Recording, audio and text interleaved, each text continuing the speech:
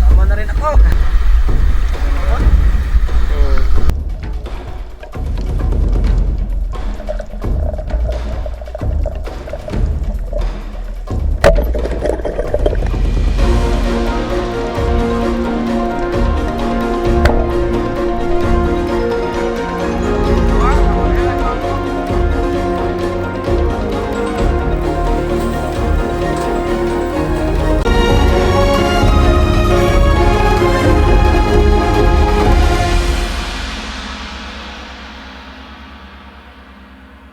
So what's up mga master? Welcome po ulit sa ating panibagong adventure.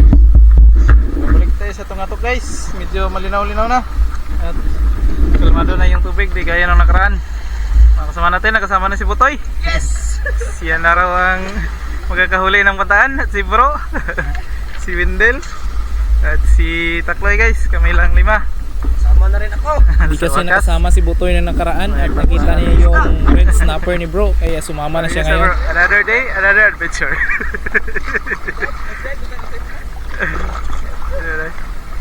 Yes, wakas magkapag-dive din. Parang nag-iilaw. Sobrang lamig ng tubig mga master pero hindi yan makapipigil sa atin. Tara na, let's dive! So mga master, bago magsimula ang tusukan ay shoutout break na naman po tayo. Shoutout natin mga master natin na nag-comment sa ating latest video. Shoutout sa ating YouTube subscriber, Biri Spiro, at sa ating master, Rogelio Amparo Rosales Jr. at kay Edison Cairel all the way from Quirino. Dive safe always mga master at God bless! Shoutout din sa ating bagong YouTube subscriber, Zayron Sota, at kay Rowell Dominese, pati na rin kay Julfabs from San Jose Mahinog. Dive safe always mga master at God bless!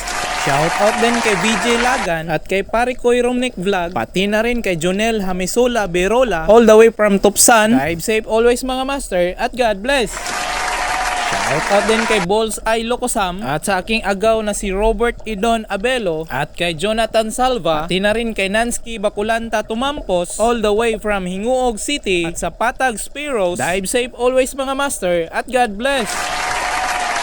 Sa mga master natin na gustong magpa-shoutout ay mag-comment lang kayo sa ating latest video at matik, shoutout natin kayo sa susunod na episode. Kaya comment na mga master! Nakatusok agad si Windel lang pusit kaso medyo malabo yung visibility natin mga master dito sa itaas. Pero ayos lang yan dahil nakikita pa rin naman natin ang mga isda sa ilalim kapag sinisid. At ayan, nakatusok na rin tayo ng pusit. Ilang araw na rin tayong hindi nakabalik dito kaya siguro sumampa yung mga pusit. Kaso hindi lang kalakihan mga master pero good size na rin. At ayan na rin si Takloy, lumalaban na rin sa sisiran mga master. Kung hindi ka sisisid ay hindi ka talaga makakahanap ng isda sa ilalim.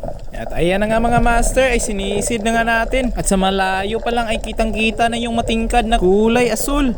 Alam nyo na siguro kung anong isda ito mga master. Walang iba kundi ang legendary molmol na kinakakatakutan ng mga vlogger. Tulad ng sinasabi ko mga master ay hindi pala ito bawal dito sa amin. Sa katunayan nga ay napakarami nito sa palengke. Kung hindi natin ito tutusukin ay baka kinabukasan ay nasa tiles na sa palengke ito naka-display. Hindi ko naman pinopromote ang pagtusok na ito mga master. Ang sa akin lang ay okay lang naman sigurong gawin itong ulam paminsan-minsan. At ayan na yung mga kasamahan natin mga master, halos hindi na makita doon sa ilalim. At si Takloy naman ay may nakita na namang pusit. Pinapatay nga pala natin yung ilaw natin para hindi mabulabog yung pusit.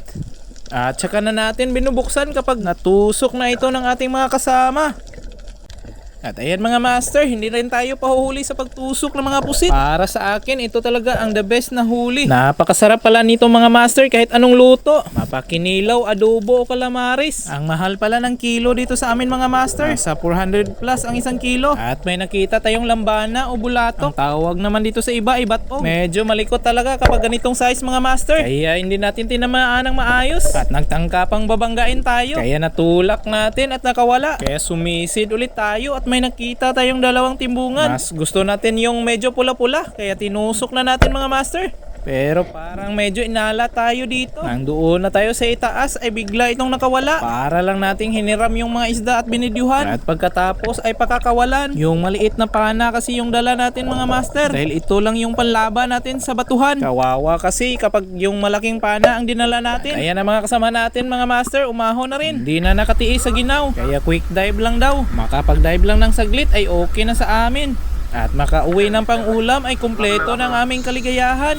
At sinuwerte pa si Butoy. Nakapulot siya ng lapu-lapu. Nakawala siguro ito galing sa mga nakaunang spero. At ito lang din sa atin mga master. Sold na ang isang araw na pang ulam. Mas mainam na rin kesa nakahiga lang at walang ginagawa. Parang naamoy ko na ang paksiw dito bukas. Paksiw pala ang gusto kong luto dito sa mulmol. Tawag dito sa amin ay inununan. Speaking of paksiw mga master, masarap din tong lapu-lapu sa paksiw. Di na rin yung talagbago at danggit. Sana all pinupulot lang yung isda sa dagat. At uuwi na nga kami mga master dahil mga kasama natin ay giniginaw na. At hindi pa dito nagtatapos ang ating episode dahil may pangalawang dive pa kami doon sa bulok-bulok. Susubukan natin ang ating bagong wetsuit na nabili. Pati yung ating bagong ilaw ng ating camera. Ayos nga mga master, hindi masyadong nakakasilaw. Guys, nakabalik kayo sa bulok-bulok guys.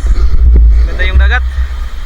Malaki rin ang buwan mamaya. Sana may katulpis na naman pagulan. Si Butoy guys, sama natin Butoy at si Winde lang. Yung iba hangover pa. Fiesta nga pala sa aming barangay noong nakarang araw. Kaya yung ating mga kasamahan ay hindi pa naka-move on sa hangover. Kaya tara na mga master, let's dive. At ayan mga master, mas maliwanag na ang kuha ng ating kamera. Kaso nga lang may kulang pa rin. At nakabuhay na mano dito si Butoy ng good size na pusit. Dito lang sa tapat namin kung saan kami nagsimulang sumisid. At testing muna tayo dito mga master sa ating bagong ilaw. At parang hindi pa talaga tayo nasanay dahil dalawa na ang ating pipindutin. Kailangan pa nating patayin ang ating flashlight para hindi nakakasilaw. Okay lang yan dahil kalaunan ay masasanay rin tayo. At ayan mga master, sobrang liwanag na talaga.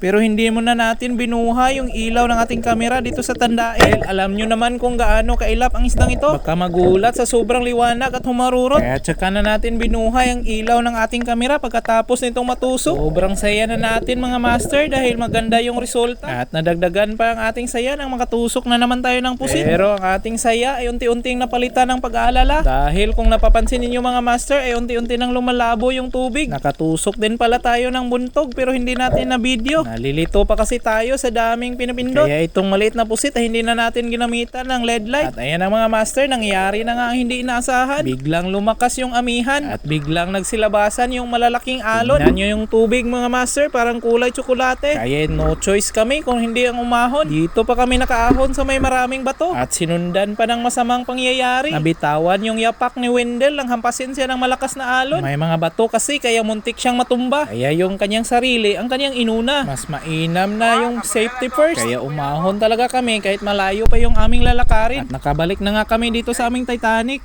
Yan lang yung natusok natin mga master. Lulutuin natin yan mamaya pag uwi.